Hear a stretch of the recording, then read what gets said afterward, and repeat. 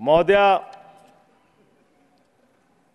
जिक्र किया गया कि भारत दुनिया का सबसे बड़ा लोकतंत्र है और बहुत अच्छे ढंग से चुनाव संपन्न हुआ। लेकिन ये चुनाव कई घटनाओं का साक्षी रहा महोदया। इस चुनाव के अंदर हमने देखा विपक्ष के नेताओं को पकड़ पकड़ के कैसे जेल में डाला गया। ईडी का, सीबीआई का, जांच एजेंसियों का दुरुपयोग करके राज्यों के मुख्यमंत्री को जेल में डाला गया, मंत्रियों को जेल में डाला गया। इस चुनाव में हमने देखा भाषा का स्तर। भारत के प्रधानमंत्री महंगाई पे बात नहीं करते महोदया, बेरोजगारी पे बात नहीं करते महोदया, किसानी पे बात नहीं करते। इस देश के अंदर अग्निवीर योजना के कारण भारत की सीमा को कमजोर करने का आपने काम किया, उस पे बात नहीं करते। भारत के प्रधानमंत्री, बड़े अफसोस के साथ कहना पड़ रहा है, कभी मुगल पे बात करते हैं, कभी मटन पे बात करते हैं, कभी मदरसा पे बात करते हैं, कभी मछली पे बात करते हैं। और हद तो तब हो गई जब देश के प्रधानमंत्री मुजरा जैसे शब्द का इस्तेमाल करते हैं। शर्म आती है, दुनिया के सबसे बड़े लोकतंत्र के प्रधानमंत्री ऐसी भाषा का इस्तेमाल कर रहे हैं। महोदया, इस चुनाव में हमने देखा हमारे दिल्ली के मुख्यमंत्री अरविंद केजरीवाल, उनको चुनाव से पहले जबरदस्ती पकड़ के जेल में डाल दिया गया महोदया। अरविंद केजरीवाल वो मुख्यमंत्री हैं जिन्होंने शिक्षा के क्षेत्र में काम किया, स्वास्थ्य के क्षेत्र में काम किया, बिजली फ्री देने के क्षेत्र में काम किया, पानी फ्री देने के क्षेत्र में काम किया। महोदया, माताओं और बहनों को बस की फ्री यात्रा देने का काम किया, बुजुर्गों को तीर्थ यात्रा कराने का काम किया। एक ऐसे मुख्यमंत्री जिन्होंने देश ही नहीं पूरे दुनिया में सबसे बेहतरीन काम करके दिखाया, आपने चुनाव के पहले उनको गिरफ्तार करके जेल में डाल दिया। और मुद्दा क्या बनाया? तथाकथित शराब घोटाला। आज मैं आपके सामने इस सदन में बताना चाहता हूं महोदया, शराब घोटाला किसने किया, यह जानकारी पूरे देश को होनी चाहिए। यह जानकारी भारतीय जनता पार्टी के मित्रों को होना चाहिए। यह भारतीय जनता पार्टी के नेता, देश के प्रधानमंत्री को भी होना चाहिए। शराब घोटाला शरद रेड्डी से 60 करोड़ रुपए की रिश्वत लेने वाले भारतीय जनता पार्टी के लोगों ने किया है। आप लोगों ने इलेक्टोरल बॉन्ड के जरिए चंदा लेने का काम, रिश्वत खाने का काम, भ्रष्टाचार करने का काम किया है। शराब घोटाला तुमने किया है। शराब घोटाले की बात करते हैं महोदया, यही चिल्लाने का काम करते हैं। मैं अपनी बात कहना चाहता हूं महोदया, दिल्ली के मुख्यमंत्री को ईडी कोर्ट ने जमानत दी महोदया। ईडी कोर्ट ने कहा अरविंद केजरीवाल निर्दोष हैं। महोदया, ये रिश्वतखोर लोग हैं, ये रिश्वतखोर हैं, ये बेईमान हैं, ये भ्रष्टाचारी है महोदया, ये भ्रष्टाचारी है। आप बैठिए। भ्रष्टाचारियों को बोलने की हैसियत नहीं होनी चाहिए महोदया, ये भ्रष्टाचारी है, आप बैठिए। संजय सिंह जी, घोटाला किया है, आप बैठिए, की रिश्वत खाई है। आप बैठिए। आप बैठिए, सब लोग पहले बैठिए। आप कृपया बैठिए। आप कृपया बैठिए।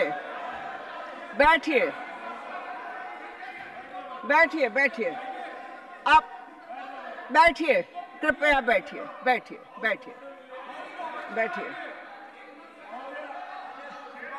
आप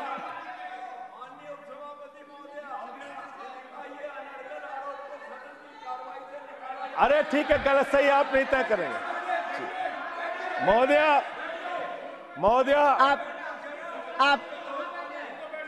महोदया, भाजपा के मित्र हमारे नाराज हो गए महोदया।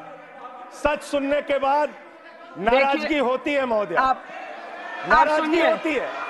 सुनिए सच सुनने सुनिए के बाद सुनिए नाराजगी होती है। सुनिए मेरी इन लोगों से सहानुभूति है, सुनिए, आप सुनिए मैं सुनिए सहानुभूति रखता हूं इन लोगों से। सुनिए, कृपया सुनिए। रिश्वतखोर लोग हैं सर महोदय, आप ये बेईमान लोग हैं, ये बेईमान है, ये भ्रष्टाचारी है महोदय, ये रिश्वतखोर है, ये डाकू गब्बर सिंह है, ये डाकू गब्बर सिंह है महोदय, महोदय डाकू Gabbar Singh.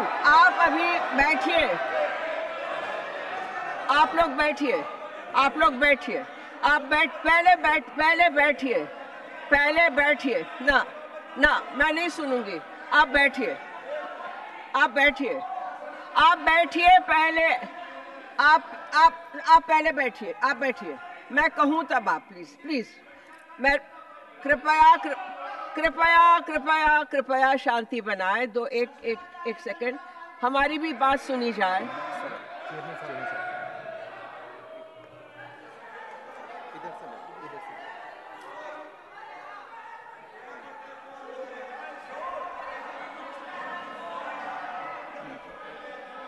Please, please, please, please,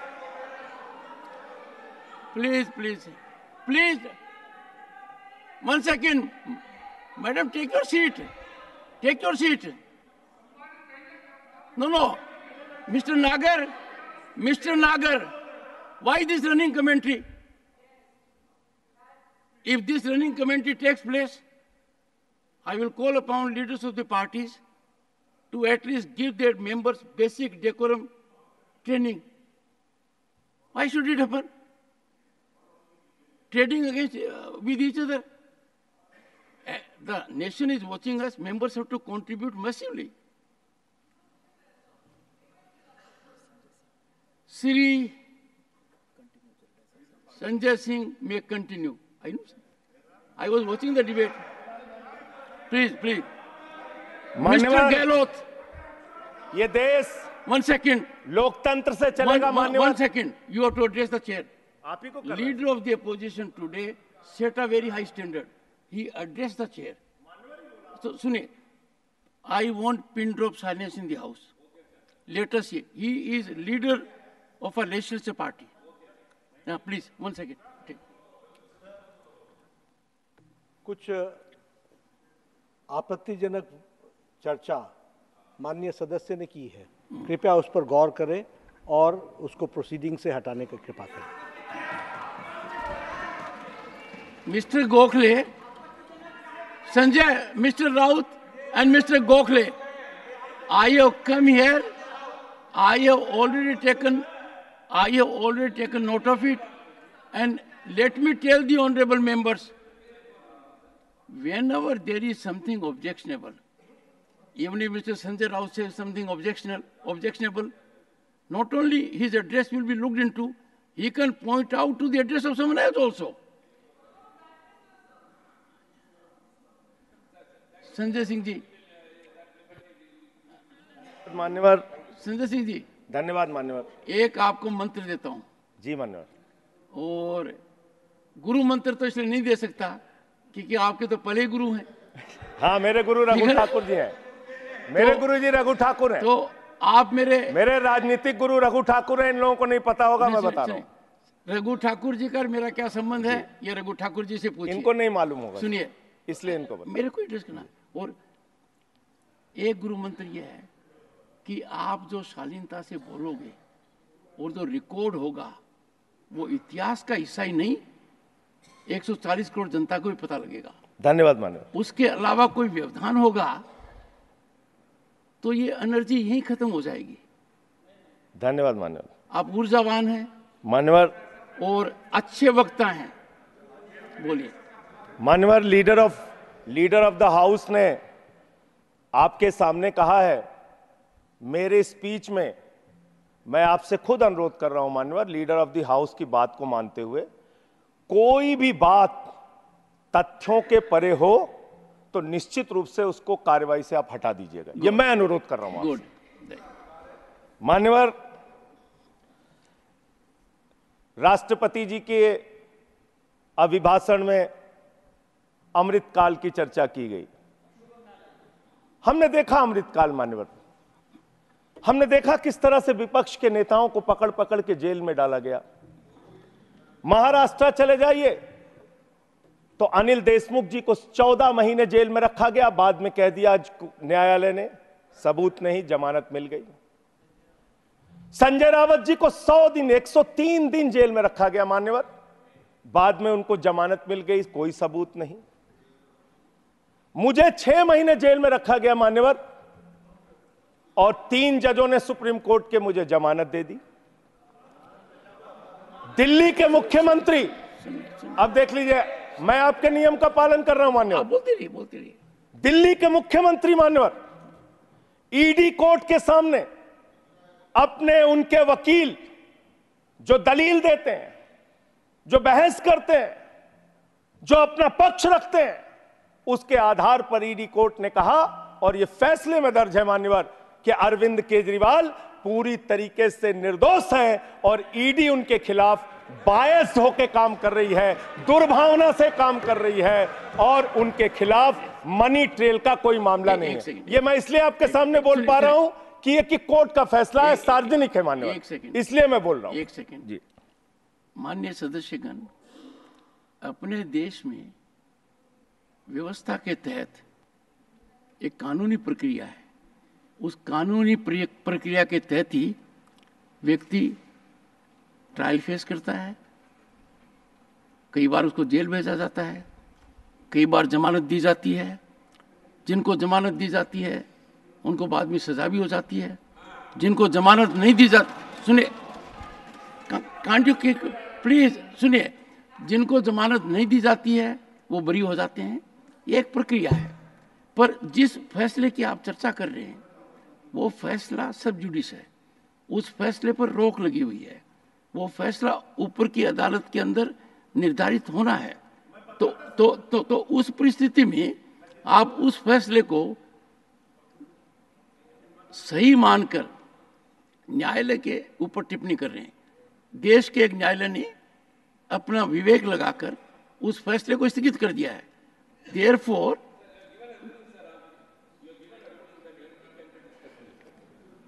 okay, let me one second. Let me. Mr. Tiruchi Siva is a very experienced member of this house. He has made things lighter now.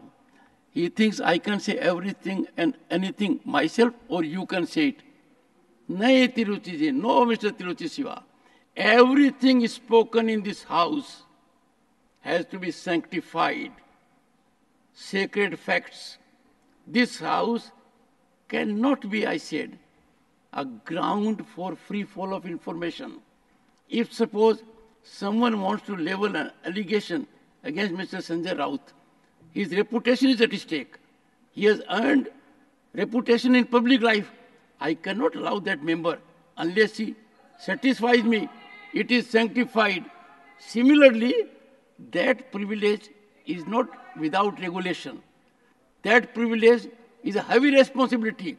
As a matter of fact, Constitution has given that privilege to us, that whatever we speak in this house, the public at large cannot bring criminal case against us, cannot bring civil case against us.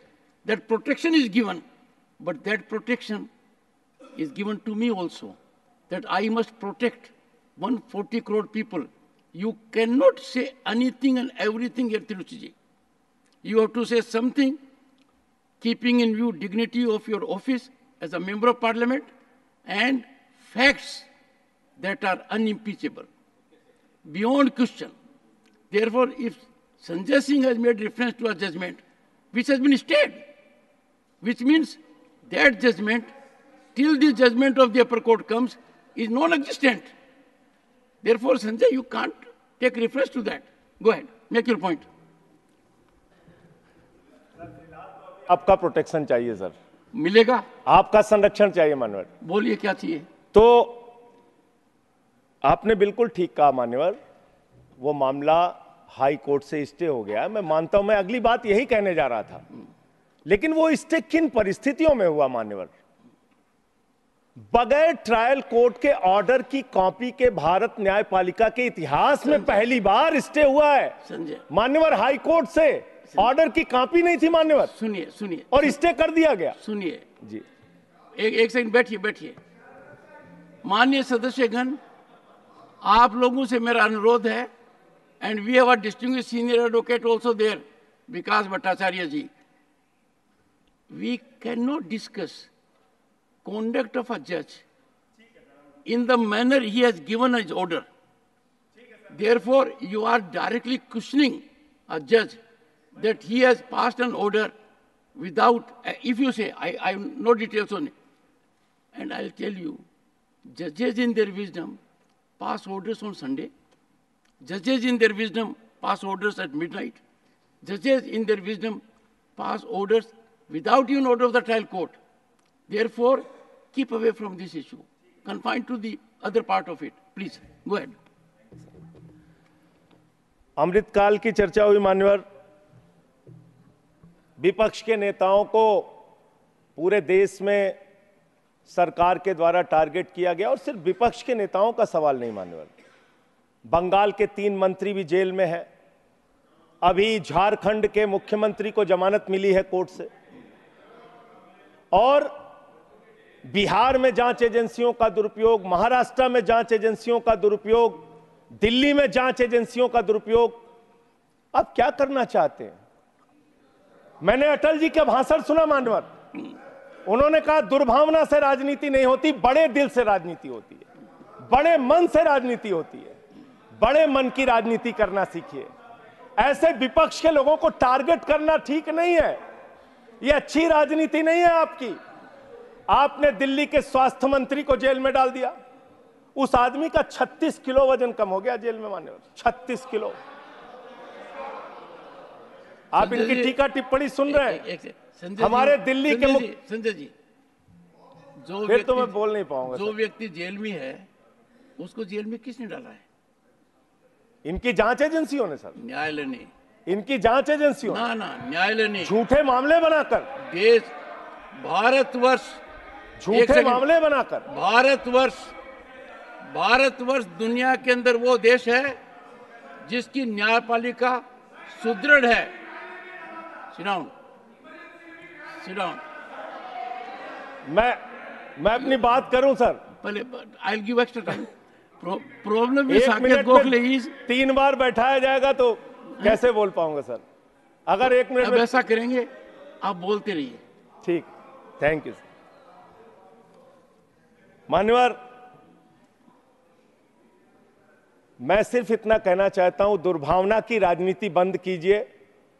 अगर आपको भारत के लोकतंत्र को मजबूत बनाना है, भारत के संविधान को मजबूत बनाना है, तो सत्ता पक्ष का भी महत्व है, प्रतिपक्ष का भी महत्व है।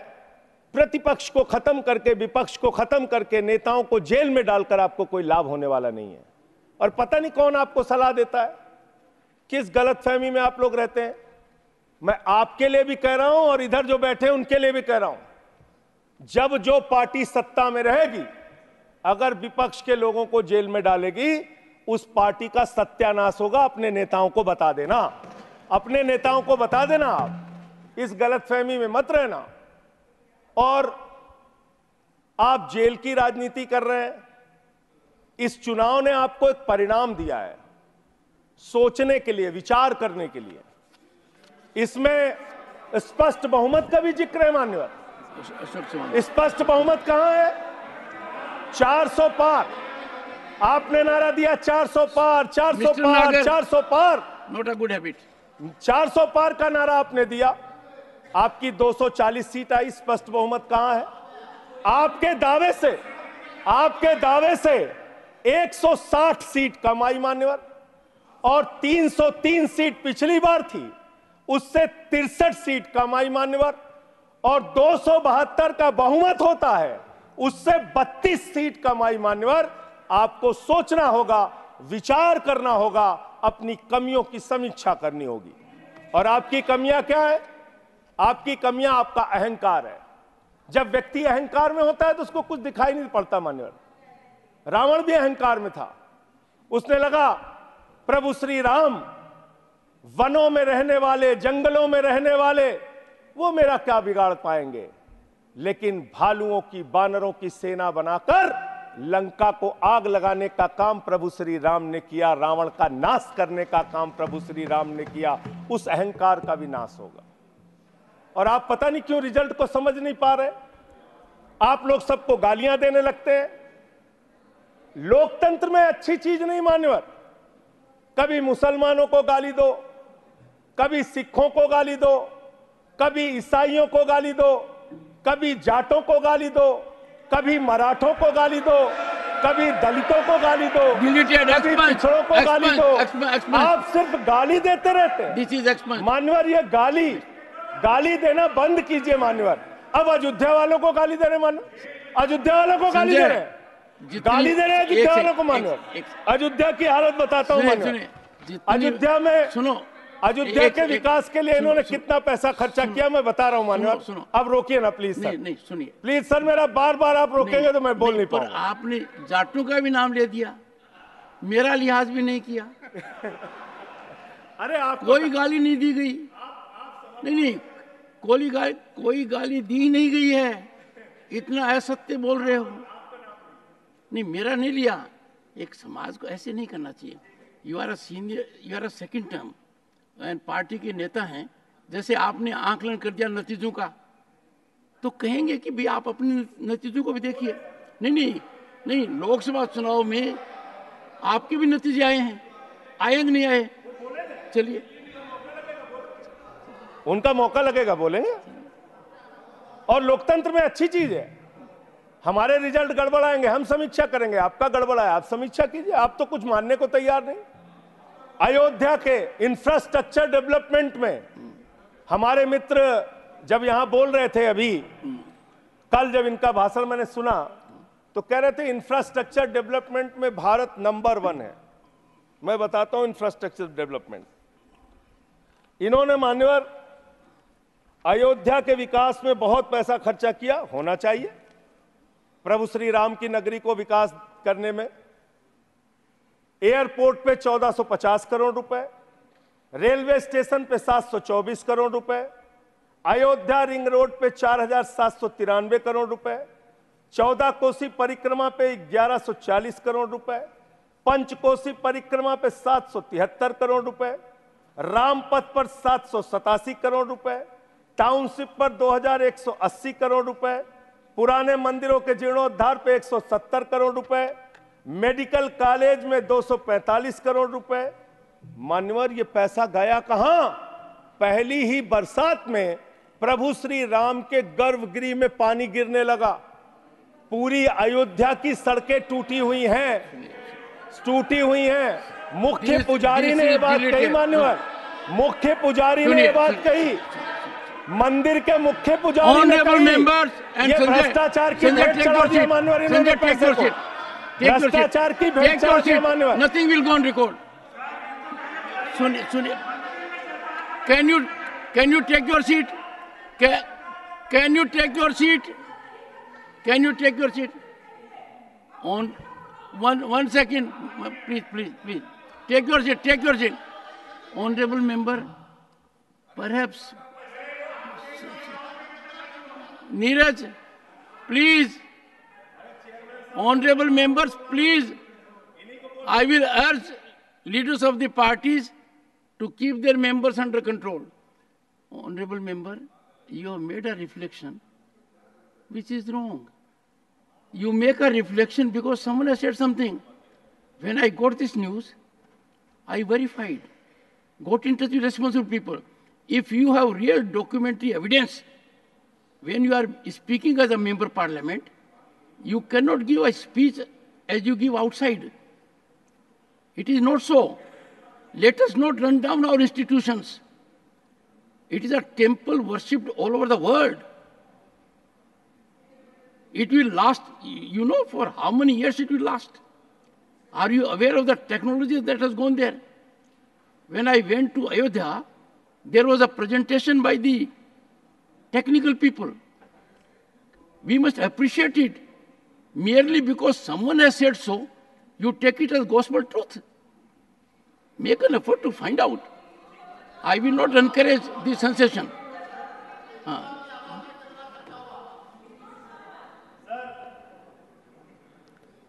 इस अमृत काल के दौरान तमाम घटनाएं देश में घटित हुई। अग्निवीर जैसी योजना देश के अंदर आई, 4 साल की नौकरी, 17 साल में एक जवान सेना में भर्ती होगा, 21 साल में रिटायर हो जाएगा। मैं ऐसा मानता हूं मान्यवर, इस योजना के बारे में सरकार को पुनर्विचार करना चाहिए। नौजवानों में इसको लेकर प्रतिरोध है, गुस्सा है, और कहीं ना कहीं ये भारत की सेना को भी कमजोर करने की कार्रवाई है मान्यवर। अगर आप कारगिल के युद्ध को देखें और उसके पहले भी जो सेना के अधिकारियों से आप बात करेंगे, 5 साल तक जब कोई फील्ड में काम कर लेता है जवान, उसके बाद युद्ध के स्थिति में उसको इस्तेमाल किया जाता है, उसको आगे किया जाता है। इसलिए मान्यवर, यह अग्निवीर योजना कहीं ना कहीं भारत माता की सुरक्षा के साथ समझौता करने की कोशिश है। उस पर भी पुनर्विचार आपको करना चाहिए, इसको वापस लेना चाहिए। दूसरी बात, आपने बात की कि आप 5वीं सबसे बड़ी अर्थव्यवस्था बन गए दुनिया में। बहुत अच्छी बात है, मैं आपको शुभकामनाएं देता हूं। भारत को दुनिया की पहली नंबर की अर्थव्यवस्था बनाइए, हम सब खुश होंगे। लेकिन इसके साथ साथ प्रति व्यक्ति आय के मामले में आप कहां खड़े हैं? प्रति व्यक्ति आय के मामले में आप 141वें नंबर पर खड़े हैं, 141वें नंबर पर। 5वीं बड़ी अर्थव्यवस्था किसके लिए मान्यवर? चंद पूंजीपतियों के लिए, जिनका लाखों करोड़ रुपए बैंक का कर्जा माफ किया गया। यह किसके लिए मान्यवर? आपने कहा, चुनाव के दौरान हमने एक भाषण और सुना मान्यवर, कि आपकी संपत्ति लेके ये भाग जाएंगे, वो भाग जाएंगे, वो भाग जाएंगे। अरे संपत्ति कौन कौन लेके भागा है, ये तो सर्वविदित सत्य है। 20,000 करोड़ रुपए लेके नीरव मोदी भाग गया, 10,000 करोड़ रुपए लेके विजय माल्या भाग गया, 3,000 करोड़ लेके ललित मोदी भाग गया। ये कौन है? ये कौन है बड़े बड़े पूंजीपति? और मान्यवर, दूसरे सदन में इनका दिया गया जवाब है। मैं चाहूंगा आपके माध्यम से सरकार को इसका जवाब जरूर देना चाहिए, और मैं अगर गलत हूं तो उसके बारे में मेरे साथ ये बहस कर सकते हैं, जो प्रस्ताव लाना हो ला सकते हैं। ये सर्वविदित सत्य है, मैं आपको बता रहा हूं मान्यवर। 3,53,000 करोड़ रुपए बैंक सेटलमेंट के, 3,53,655 करोड़ रुपए बैंक सेटलमेंट के नाम पे 43 कंपनियों का माफ किया गया। 43 कंपनियों का, इसका रिकॉर्ड आपके सामने मैं रख दूंगा। मान्यवर, संपत्ति आप कहां पहुंचा रहे हैं, किसको पहुंचा रहे हैं, किस लिए आप काम कर रहे हैं, किसके लिए काम कर रहे हैं, यह पूरे देश को जानना चाहिए। आपने रेलवे की उन्नति की चर्चा की है, वंदे मेट्रो की चर्चा की है। हमारे एक मित्र कह रहे थे ट्रेन में सफर, मैं शायद ट्रेन में भी सफर किया हूं, रोड से भी सफर किया हूं, इतना सफर किया हूं कि उसके आंकड़े जब सामने आएंगे तो वो एक गाथा लिखी जा सकती है उस पर। ट्रेन में सफर करने वालों की हालत आज क्या है? इंसान को भूसे की तरह भर के एक जगह से दूसरे जगह जाना पड़ता है मान्यवर। लखनऊ में उतरिए, वहां पर कुली मिले मुझे मान्यवर, उनके लिए एक वादा किया था बहुत पहले, और आप एक उदार हृदय के व्यक्ति हैं, मैं चाहता हूं आपके माध्यम से सरकार तक ये बात जानी चाहिए। कुलियों को वादा किया इस सरकार ने कि आपके बच्चों को नौकरी दी जाएगी, कुलियों को वादा किया वर्दी दी जाएगी, तमाम प्रकार की सुविधाएं दी जाएंगी। उनका ज्ञापन मेरे पास पड़ा हुआ है, आज भी उनकी मांगों के बारे में कोई सुना नहीं। आपने इस देश के नौजवानों के साथ क्या किया? पेपर लीक पे पेपर लीक, पेपर लीक पे पेपर लीक, नीट का पेपर लीक, उत्तर प्रदेश में दरोगा की भर्ती का पेपर लीक, गुजरात में पेपर लीक, राजस्थान में पेपर लीक, बिहार में पेपर लीक। 2 साल में 70 पेपर लीक हुए मान्यवर, 70 पेपर लीक।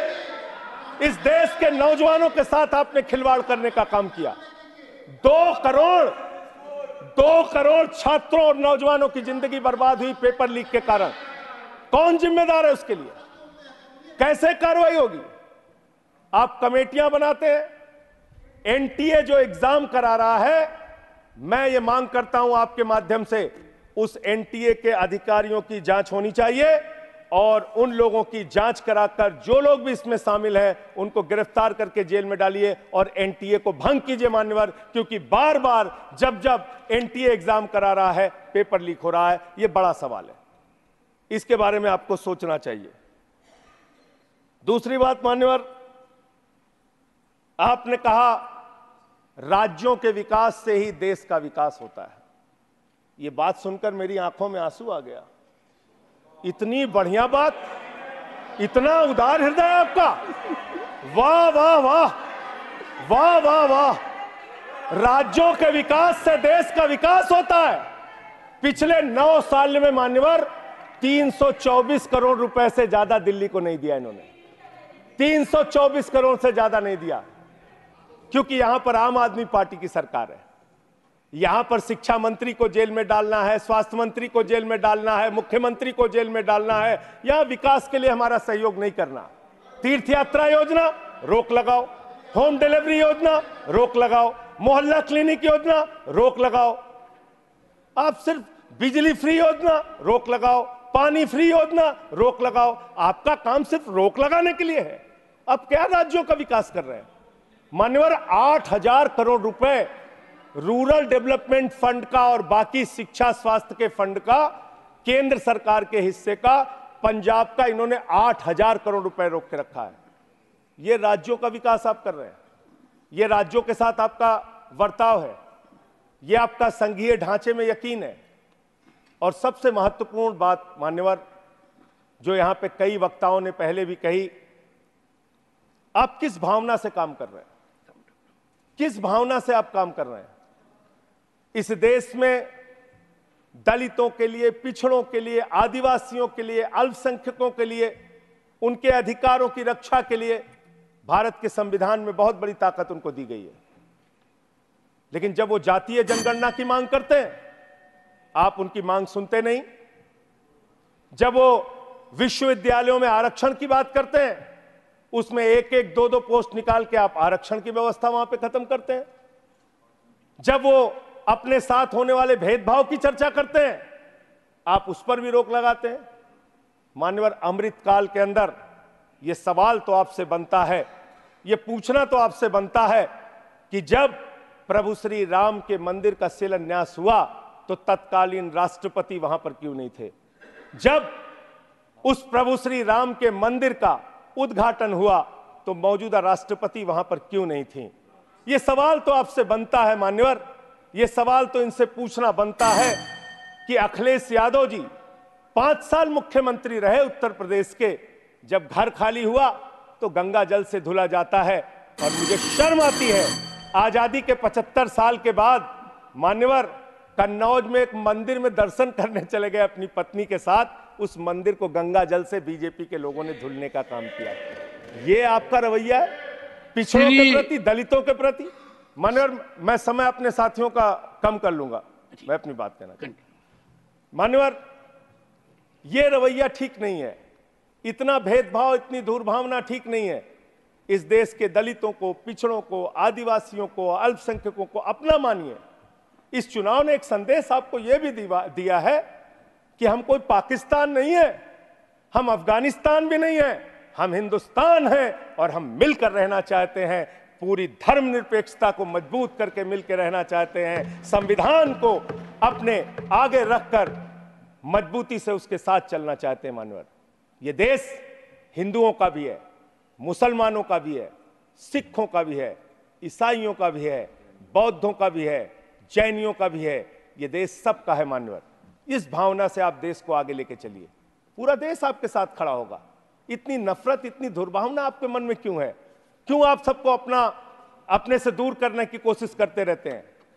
इस पार्टी को भारतीय जनता पार्टी ही रहने दीजिए। इस पार्टी को मान्यवर भारतीय झगड़ा पार्टी मत बनाइए। मैं इन लोगों से कहना चाहता हूं, झगड़े लड़ाई से कुछ देश को मिलने वाला नहीं है। झगड़े लड़ाई से देश की उन्नति होने वाली नहीं है। आपको 240 सीटें मिली हैं, आप गठबंधन की सरकार चला रहे हैं, आप चलाइए, लेकिन इसके साथ साथ विपक्ष की भी अपनी भूमिका है, उस भूमिका को ध्यान में रखिए। विपक्ष को भी अपने साथ लेकर चलिए। इतना अगर आप टारगेट करके एक एक पार्टी को खत्म करने की कोशिश करेंगे तो जो दूसरों को खत्म करने की कोशिश करता है वो अपने आप ईश्वर उनको सही रास्ते पे पहुंचाने का काम करता है। और रावण का अहंकार नहीं चला मान्यवर तो किसी और का अहंकार क्या चलेगा।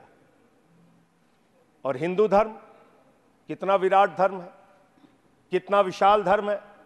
हिंदू धर्म तो वसुदेव कुटुंबकम की बात करता है, कहता है पूरा विश्व हमारा परिवार है। हिंदू धर्म कहता है मान्यवर कोई भी पूजा हम लोग खत्म करते हैं, कहते हैं धर्म की जय हो, अधर्म का नाश हो, प्राणियों में सद्भावना हो, विश्व का कल्याण हो। लेकिन अफसोस है कि भारतीय जनता पार्टी की मानसिकता है प्राणियों में दुर्भावना हो, प्राणियों में बंटवारा हो, प्राणियों को आपस में बांटा जाए। इनके लिए बहुत अच्छी लाइन है, वो मैं कहना चाहता हूं। बहुत ही अच्छी लाइन आप लोगों के लिए लिख कर लाया था कि किस तरह से आप लोग मुद्दों से ध्यान हटाना चाहते हैं। सभी का ध्यान बांटा जा रहा है, सभी का ध्यान बांटा जा रहा है, यह हिंदुस्तान बांटा जा रहा है, सभी का ध्यान बांटा जा रहा है, यह हिंदुस्तान बांटा जा रहा है। हमें ये मंदिर और मस्जिद दिखाकर हमारा ध्यान बांटा जा रहा है, हमारा ध्यान बांटा जा रहा है। ध्यान बांटने की कोशिश मत कीजिए, मुद्दों पर बात कीजिए। बेरोजगारी बड़ा मुद्दा है, महंगाई बड़ा मुद्दा है, अशिक्षा बड़ा मुद्दा है, अग्निवीर बड़ा मुद्दा है, देश को कैसे तरक्की, भ्रष्टाचार बड़ा मुद्दा है। हमारे किसी साथी ने कहा, मैं आपका स्वागत करता हूं, कितनी अच्छी बात आपने कही, भ्रष्टाचार बहुत बड़ा मुद्दा है। लेकिन यह कैसा भ्रष्टाचार है?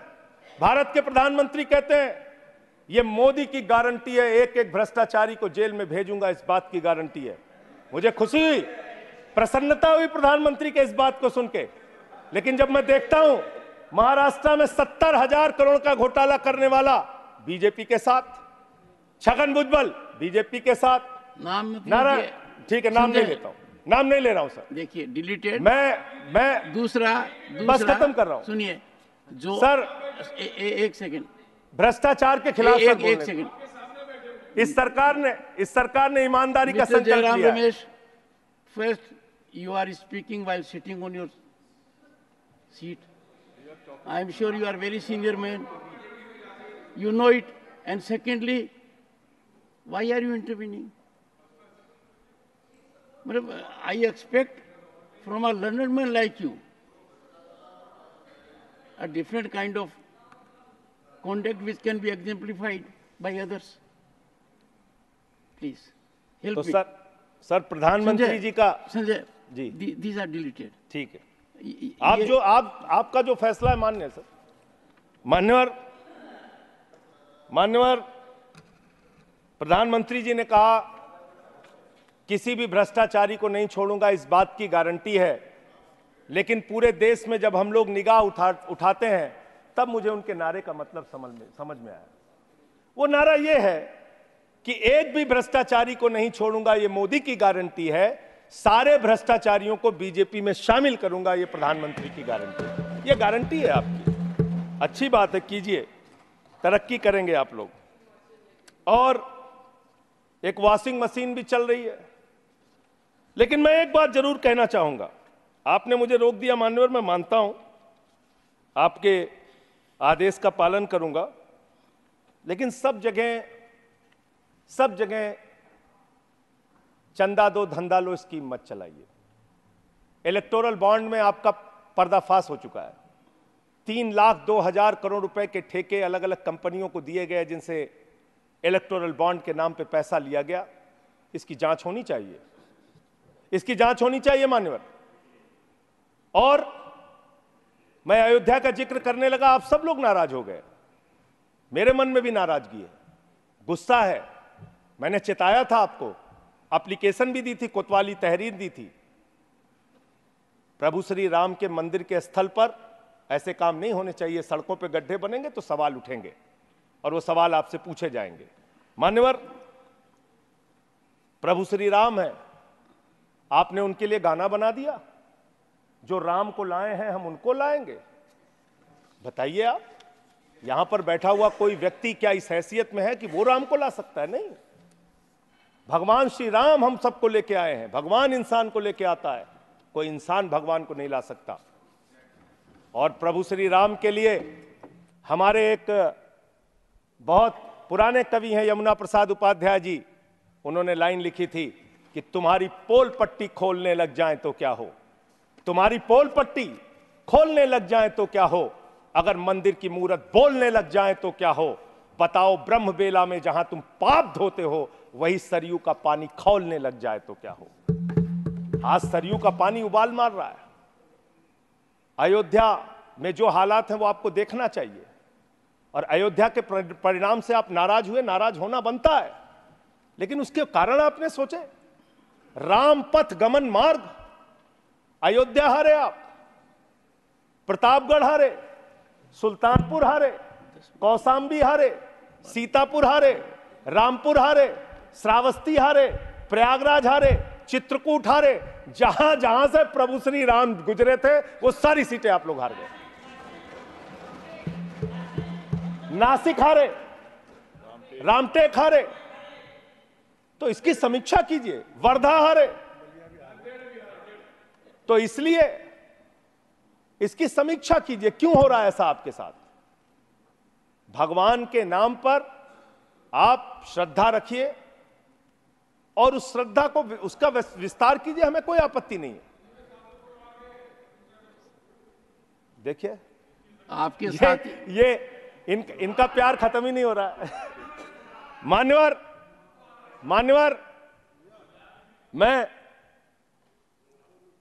मैं सिर्फ इनसे इतना कहना चाहता हूं, आप जो दिल्ली के साथ कर रहे हैं, जो हमारे मुख्यमंत्री के साथ कर रहे हैं, अंतिम बात उनके बारे में कह के अपनी बात को खत्म करूंगा। इससे आपका कोई राजनीतिक फायदा नहीं होगा। मेरी बात को इस सदन में बोल रहा हूं, इसको याद रखिएगा। इससे आपका कोई राजनीतिक लाभ होने वाला नहीं है। और आप 1925 की संस्थाएं, 100 साल हो गया, 100 साल पुरानी संस्थाएं, वहां से निकले हैं आप लोग। 100 साल हो गया, लेकिन दिमाग अभी भी बच्चों का, अभी बच्चों की तरह खेल रहे हैं। अरे मैं राजनीति में आया डॉक्टर लोहिया को पढ़ के, लोकनायक जयप्रकाश नारायण को पढ़ के, राष्ट्रपिता महात्मा गांधी को पढ़ के, शहीद आजम भगत सिंह को पढ़ के। आप सोचते हैं कि आप अरविंद केजरीवाल को जेल में डाल के, सिसोदिया को जेल में डाल के, सत्येंद्र जैन को जेल में डाल के, संजय सिंह को जेल में डाल के हमारी पार्टी को खत्म कर देंगे? ये होने वाला नहीं है, ये कतई होने वाला नहीं है, याद रखना। इस शरीर के 100 टुकड़े भी कर देंगे आप, तो आपके सामने झुकने वाले नहीं हैं, आपसे लड़ेंगे और जीतेंगे। आप डालिए, उत्पीड़न कीजिए, जितना करना चाहते हैं आप कीजिए उत्पीड़न। 6 महीने जेल में रखा आपने सोचा आपके सामने नतमस्तक हो जाएंगे? इस मां भारती ने बहुत सारे बेटे ऐसे पैदा किए हैं जो आपके सामने कभी सर नहीं झुकाएंगे, आपसे लड़ने के लिए तैयार रहेंगे, याद रखिएगा। मान्यवर, आपने मुझे राष्ट्रपति जी के भाषण पर अपनी बात कहने का मौका दिया। 11 महीने के बाद बोल रहा था, बहुत सारे मुद्दे मैंने आपके सामने रखे जिससे सरकार को चेताने का प्रयास किया। कितना चेतेंगे, कितना जागेंगे, ये तो मुझे नहीं मालूम, लेकिन एक ही बात कह के अपनी बात को खत्म करूंगा कि अभी सवेरा है। अगर आप सही रास्ते पे आ जाएंगे तो अच्छा है। अहंकार के रास्ते पे विनाश ही मिलेगा, आपको विकास नहीं मिलेगा, देश को आप आगे लेके नहीं जा पाएंगे। अहंकार छोड़ दीजिए, ये सबसे बड़ी बीमारी आप लोगों को लग गई है। सबका मजाक उड़ाना, सबको गालीबाजी करना, ये सब छोड़ दीजिए। इससे आपका कोई फायदा होने वाला नहीं है, इससे कोई फायदा नहीं होने वाला है। हम आ भी भरते हैं, हम आ भी भरते हैं मान्यवर, हम आ भी भरते हैं तो हो जाते हैं बदनाम, और वो कत्ल भी करते हैं तो चर्चा नहीं होता। बहुत बहुत धन्यवाद।